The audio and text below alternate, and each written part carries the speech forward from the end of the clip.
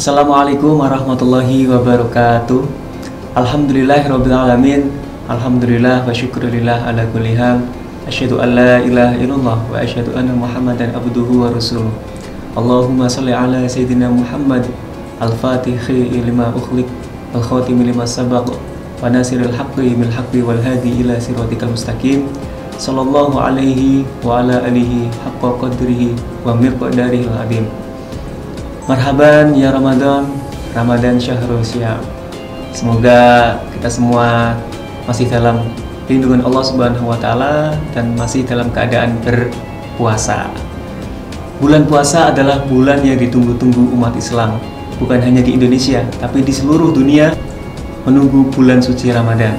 Di mana bulan Ramadan ini banyak sekali kegiatan-kegiatan yang bisa kita lakukan dan mendapatkan pahala yang berlipat-lipat ganda. Bahkan di setiap malam, di musola-musola, di masjid akan terdengar senandung tadarus Al-Quran, dan itu menandakan betapa mulianya bulan suci Ramadan.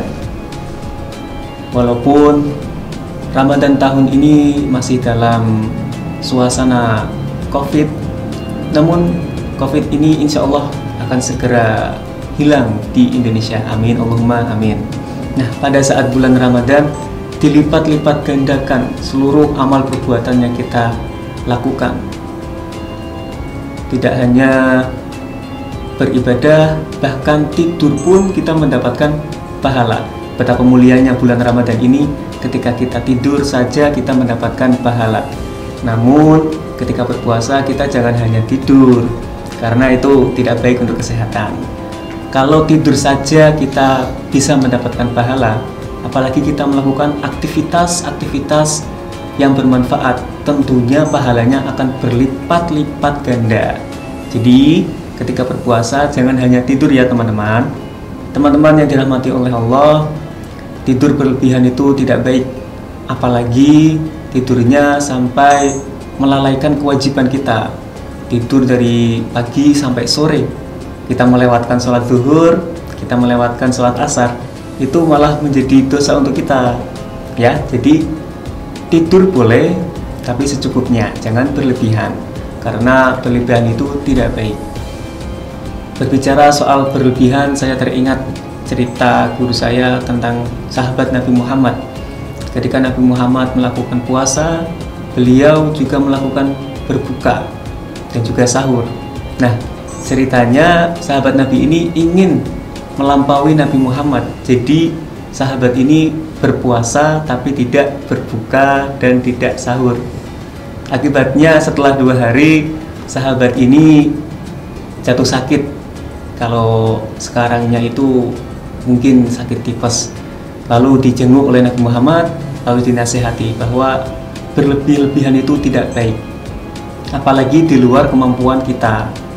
Jadi ketika kita beribadah, kita juga harus melihat diri kita sendiri, apakah kita mampu melakukan ibadah itu. Seperti contohnya ibadah haji. Haji itu untuk yang mampu. Kalau yang belum mampu itu tidak diwajibkan. Kalau sudah mampu itu diwajibkan. Seperti itu ya. Jadi beribadah itu menyesuaikan kemampuan diri kita sendiri. Lalu apakah semua yang berlebihan itu dilarang? Tidak seperti itu. Ada beberapa hal yang berlebihan itu malah baik. Contohnya sedekah. Sedekah berlebihan itu baik. Kenapa? Karena sedekah sedikit saja kita mendapatkan pahala, apalagi sedekahnya banyak. Apalagi sedekahnya di bulan puasa, itu akan menjadi pundi-pundi pahala untuk kita semua. Berlebihan ada juga yang baik. Salah satunya itu tadi yang sudah saya sampaikan, bersedekah. Selanjutnya ada juga berlebihan yang baik, yaitu mahabbah atau cinta. Cinta yang seperti apa yang dibolehkan? Itu cinta yang dibenarkan dalam Islam. Sebagai contoh, cinta kita kepada Rasulullah SAW, cinta kita kepada Nabi Muhammad, cinta kita kepada Allah Subhanahu wa taala. Lalu bagaimana kita mencintai sosok yang kita sendiri belum pernah melihat? Bagaimana kita meyakini sesuatu yang kita sendiri belum melihat? Karena ketika kita meyakini, ketika kita cinta sesuatu, itu patokannya adalah ain atau melihat. Nah, di sini cinta kepada Rasul, cinta kepada Allah Subhanahu wa taala, bagaimana kita mengimplementasikannya, yaitu dengan bertakwa kepada Allah, melakukan segala perintahnya dan menjauhi larangannya. Lalu bagaimana bisa kita mencintai Rasulullah SAW ketika kita tidak pernah bertemu dengan beliau? Ini sama halnya ketika kita ingin bepergian keluar kota atau ke luar provinsi. Sebagai contoh, kita ke Jakarta, kita tidak mengenal supirnya itu siapa, kita tidak mengenal kondekturnya siapa, tapi kita dengan PD-nya naik ke bis, kita duduk, kita ngasih tiket, kita tenang, dan kita percaya. Padahal kita sendiri tidak kenal dengan pengemudinya, tidak kenal dengan supirnya. Nah, seperti itulah di Islam. Namun berbeda, karena Nabi Muhammad ini ceritanya masyhur di kalangan masyarakat.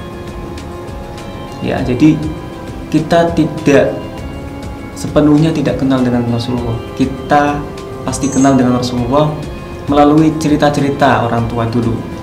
Saya teringat ketika kecil dinyanyikan oleh ibu saya seperti ini. Gusti Kanjeng Nabi lahir ana ing Mekah, dinone Senen 12 Maulud tahun gajah. Nah, dari kecil kita sudah diajarkan untuk mengenal Rasulullah. Jadi betapa terkenalnya Rasulullah sehingga menjadi idola-idola umat Islam di seluruh dunia.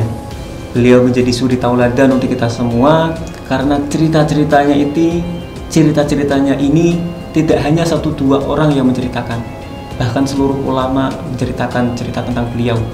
Ini menandakan bahwa Nabi Muhammad ini manusia yang mulia.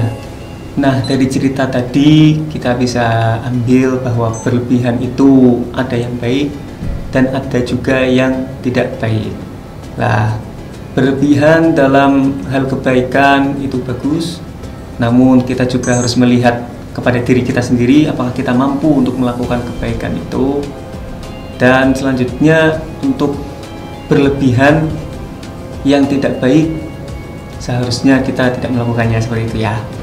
Nah, mungkin itu saja. Semoga Ramadan tahun ini kita bisa berpuasa full 1 bulan, kita bisa berpuasa sampai akhir bulan, kita bisa melakukan ibadah-ibadah yang bermanfaat, kita bisa melakukan taraweh bersama-sama, dan finalnya kita bisa berkumpul dengan keluarga pada saat hari raya Idul Fitri nanti.